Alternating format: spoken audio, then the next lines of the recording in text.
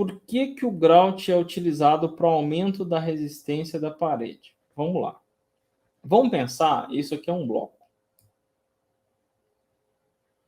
Esse é um bloquinho lá de alvenaria, seja bloco de concreto, bloco de cerâmico. Aqui é um bloco de concreto, está especificado.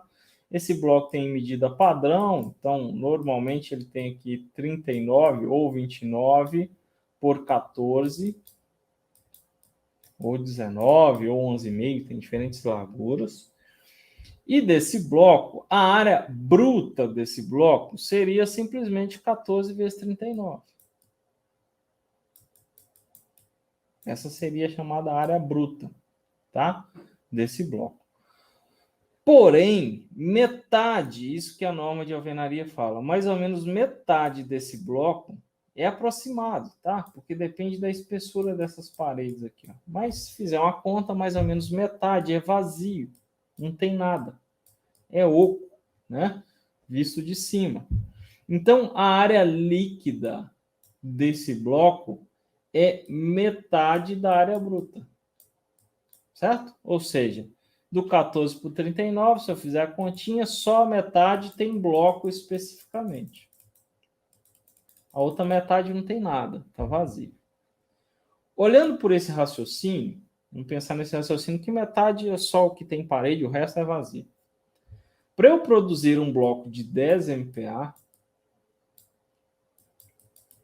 significa o quê? Que eu peguei esse bloquinho aqui, do jeito que está, vazio mesmo, levei lá para a prensa e ele chegou no limite de ensaio com 10 MPa. Quer dizer que esse bloco tem uma resistência total de 10 MPa. Só que, como só metade é parede, para eu produzir um bloco que na área bruta dê 10 MPa, eu preciso utilizar um traço desse bloco de um concreto aproximadamente de 20 MPa. Na produção, na fabricação desse bloco. Porque se eu usasse 10 MPa, mas fosse um maciço, quando eu rompesse ia dar os 10 MPa. Mas não, é metade, então tem que usar o dobro. Se eu tenho que fabricar esse bloco com um concreto de aproximadamente o dobro da resistência do bloco, quando eu preencher esse bloco, quando for necessário preencher, eu vou falar quando é, eu preciso preenchê-lo com um material com as características pelo menos semelhantes ao que o bloco foi utilizado. Não faz sentido ser menos, né? E não faz sentido ser mais, traz ganhos significativos. Aproximadamente o mesmo do bloco, ou seja, o dobro da resistência do bloco. O mesmo material que é o dobro da resistência do bloco. Por isso que uma recomendação clássica, a resistência do grout na alvenaria não é dimensionada. A gente dimensiona prisma. O que é prisma? Nada mais é do que eu pegar lá nos meus bloquinhos um bloco, colocar um em cima do outro, isso aqui, com a junta de 1 centímetro de argamassa e mandar ensaiar. O prisma é o corpo de prova da alvenaria, que ele simula, ele tem uma relação entre a resistência do prisma e da parede, é 0,7. Mas a ideia é que quando eu vou fazer, por exemplo, um controle tecnológico de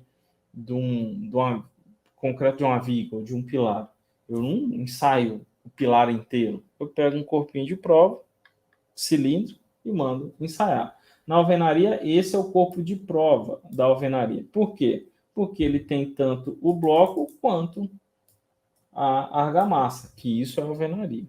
O que acontece é que eu tenho prisma oco, que é isso aqui, simplesmente um bloco em cima do outro, com a junta de 1 centímetro de argamassa, a mesma que eu estou usando na obra, e o prisma cheio. O que é o prisma cheio? Eu pegar esse mesmo prisma e preencher com o grout. E mandar ensaiar, tá? Para eu saber qual que é a resistência que eu consegui desse prisma. Em algumas situações, dobra. Em resistências mais baixas, dobra. Por quê? Porque eu dobrei a área líquida. Se eu dobrei a resistência do bloco, eu reduzi pela metade a tensão solicitante. De uma maneira simplificada, quando eu preencho alguns furos do grout, eu dobrei, não é exatamente dobrado, vocês vão ver que depende da resistência de bloco e do grout, mas nas resistências iniciais lá eu chego a dobrar a resistência da parede naquele ponto específico. Então ele não está trabalhando como um pilar, mas eu distribuí melhores as tensões e aumentando a resistência da parede naquele ponto, tá? E por isso, por exemplo, se o bloco for de 10 MPa, a gente usa um grout de 20 MPa, aproximadamente. Se é 12, 24. Vocês vão ver que tem uma tabela, mas só para vocês entenderem o princípio disso, por que ele é o dobro. E no mínimo 15. Essa tabela é uma tabela nova, é uma novidade da NBR 16868. A NBR 16868, a nova norma de alvenaria estrutural, foi publicada em agosto de 2020 e teve uma revisão já em 2021, tá? Fique ligado nisso aí que já tem uma revisão. E lá na NBR 16868, parte 1, tem um anexo novo, que é essa tabela F.1, que ela relaciona a resistência do bloco com a resistência da argamassa, do grout e do prisma. Ou seja, se eu juntar um bloco de 4 MPa, por exemplo, e assentar ele com argamassa de 4 MPa, espera-se estatisticamente que eu tenha um resultado do prisma de 3,2 MPa. Ou seja, 80% da resistência do bloco. E se eu preencher esse prisminha, esses dois bloquinhos, um em cima do outro, com um grout de 15 MPa, esse mesmo prisma sobe para 6,4. Ou seja, nesse caso, para essa resistência, eu dobrei a resistência da parede. A parede ficou dupla. Se eu tivesse grouteado a parede inteira, é como se eu tivesse dobrado, tá?